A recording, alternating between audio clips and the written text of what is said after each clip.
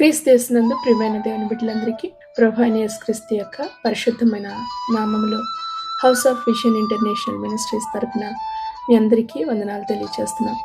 అందరూ సంతోషంగా ఉన్నారా? బాగున్నారా? మరి దేవుడు మన జీవితాల్లో మనం ప్రేమించి మరొక నూతన దినం అనుగ్రహించారు. మరి నాటి వాక్యం వినడానికి అందరం కూడా సిద్ధంగా ఉన్నారు కదా.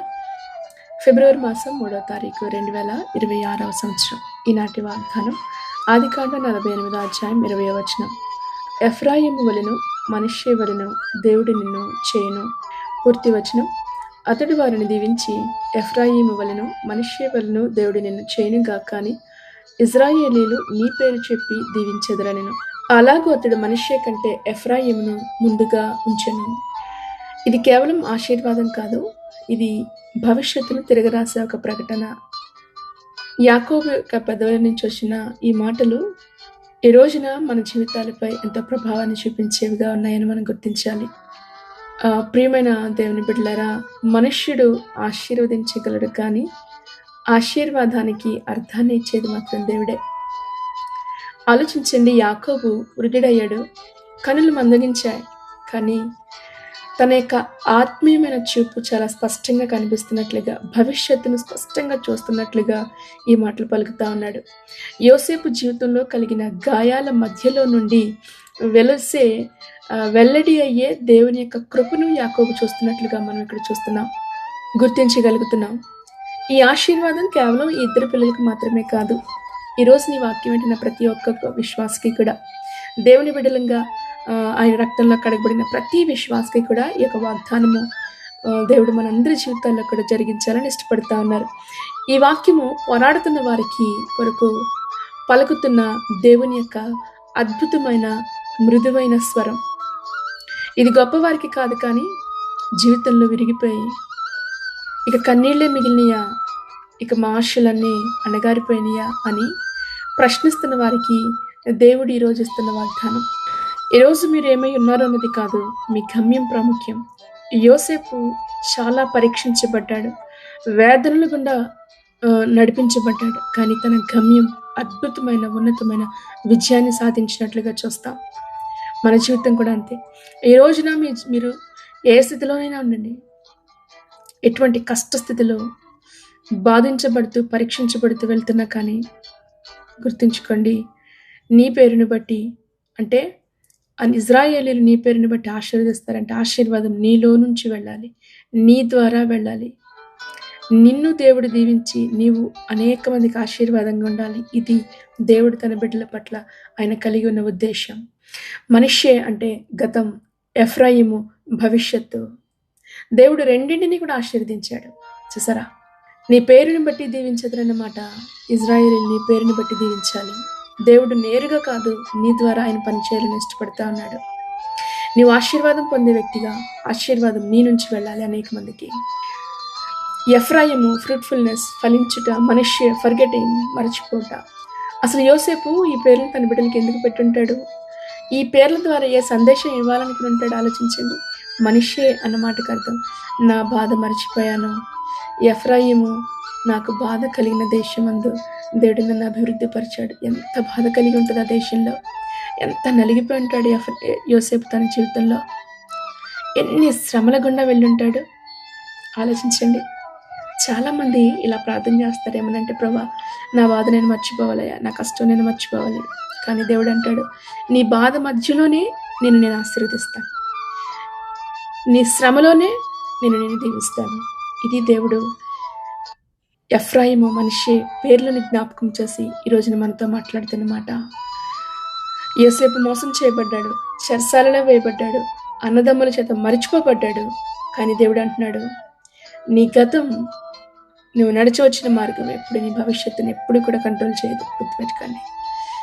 యెషయా గ్రంథం 43వ అధ్యాయం 18వ వచనం. పూర్వకాలపు సంగతులను జ్ఞాపకం చేసుకున్నట్టు దేవుడు నీ ప్రతి కన్నిటిని కూడా ఆయన లక్ష్య పెట్టే దేవుడు.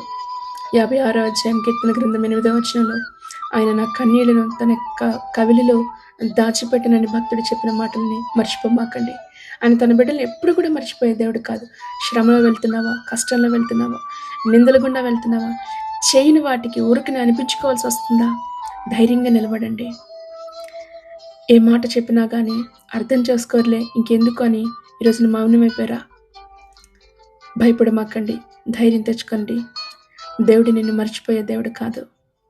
బాధ కలుగుతున్న దేశంలో యోసేపుని దీవించిన దేవుడు, అభివృద్ధి చేసిన దేవుడు, ఫలింపులోనికి తీసుకొచ్చి ఉన్నతమైన అధికారిగా, దేశాన్ని పాలించే అధికారిగా చేసిన దేవుడు, నీ బాధ మధ్యలో ఆయన నిన్ను ఈ రోజున జ్ఞాపకం చేసుకుంటున్నాడు అన్న విషయాన్ని మర్చిపోమాకండి.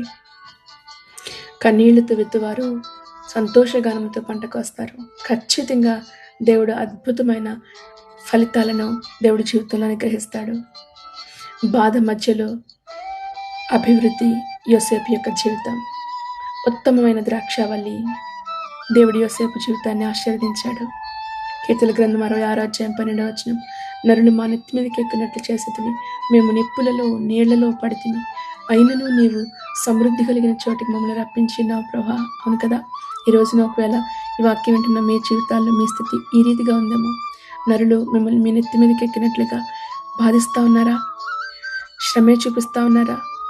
ఏదో ఒక పొరపాట్లు చూపిస్తూ ఉన్నారా?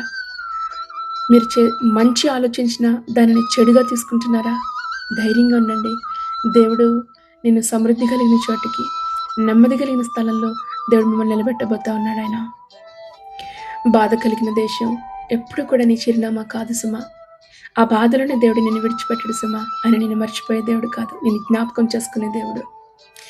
ఎఫ్రాయిము పుట్టిన స్థలం బాధ కలిగిన దేశం, కానీ అదే చోట దేవుడు అంటున్నాడు, ఇదిగో ఇక్కడే నేను నిన్ను అభివృద్ధి పరుస్తాను, ఇక్కడే నేను నిన్ను సంతోషంతో నింపుతాను.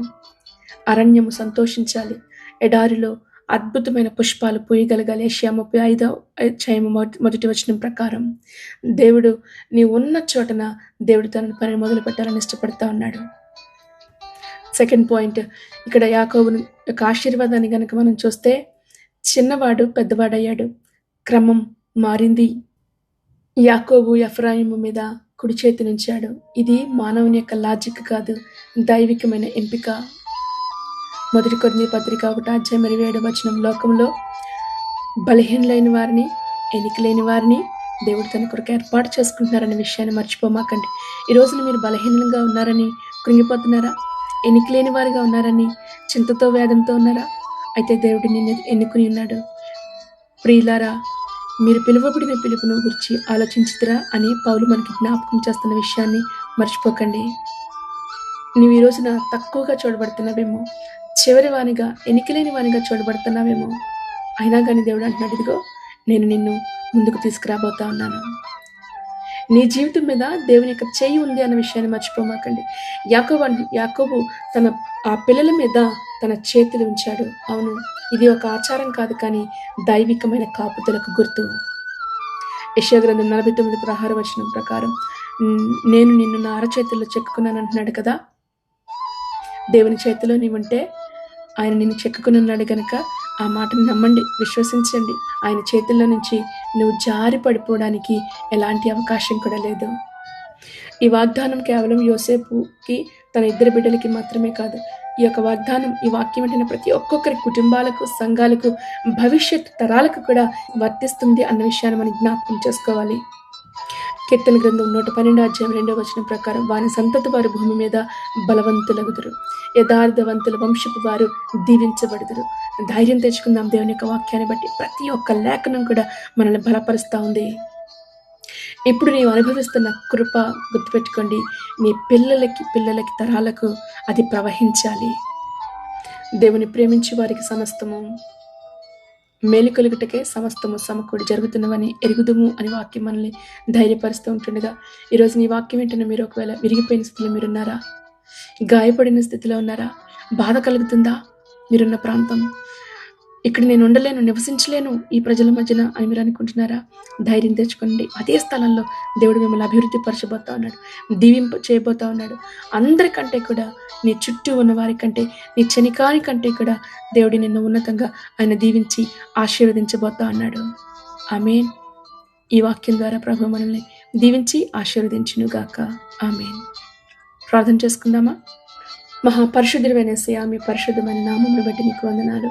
ఈ రోజున ఎఫ్రాయిము మనుష్యులను మాకు జ్ఞాపకం ఉంచి, అవును ప్రభా, ఎంతో వేదన, ఎన్నో గాయాలు, దినమెల్లా ప్రభా మేము దూషించబడుతూనే ఉన్నామని ఇదిగో ఈ వాక్యం వెంటనే ఎంతో మందిని బిడ్డలు కన్నీరు కారుస్తున్న కన్నీటిని చూస్తున్న దేవుడు అయ్యా, నివసిస్తున్న చోట బాధ వేదన విరిగిపోతూ ఉన్నారయ్యా, కన్నీళ్లతోనే తమ దినాలను గడుపుతూ ఉన్నారు తండ్రి. మీరు జ్ఞాపకం చేసుకోనండి. మనిషి కృపను ప్రభా అనుభవించినట్లుగా చేయండి. ఎఫ్రాయిం యొక్క అభివృద్ధిని ప్రభా మీరు నీ బిడ్డలకి ధరింప చేయమని అడుగుతున్నాం తండ్రి. నీకు స్తోత్రాలు. గాయాలను నీ కృపతో మీరు మాన్పించమని అడుగుతున్నాం దేవా. ప్రభా నిరాశతో నింపబడిన వారి జీవితాలను ఆశతో మీరు నింపండి. నీ సమయంలో నిశ్చయముగా వారు ఫలించుటకు నీ కృప దయచే దేవా. నీకు వందనాలు. నీ చేతుల చాటున నీ బిడ్డలు మీరు దాచమని అడుగుతున్నాం దేవా. వారి జీవితాలకు ఫలభరితంగా ప్రభా తరతరాలకు వారి బిడ్డల జీవితాలకు ప్రభా దీవెనకరంగా ఉండడానికి మేము సహాయం చేయమని అడుగుతూ ఇదిగో వాక్యం వెంటనే ప్రతి ఒక్కొక్క బిడ్డని కూడా మీరు దీవించి ఆశీర్వదించండి, బలపరచండి, లేవనెత్తండి. కృంగిపోయిన ప్రతి స్థితి నుంచి కూడా నీ బిడ్డల్ని మీరు నిలబెట్టమని ఈరోజు ప్రభా వీరు చేస్తున్న ప్రతి ఆరంభాలకు మీరు తోడేయండి, నడిపించండి దేవా.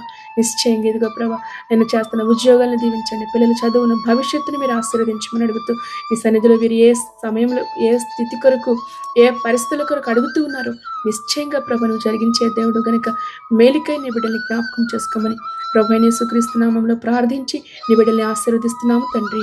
ఆమేన్, ఆమేన్. ప్రభు మిమ్మల్ని అందరినీ దీవించి ఆశీర్వదించును గాక. ఆమేన్. God bless you all. Thank you.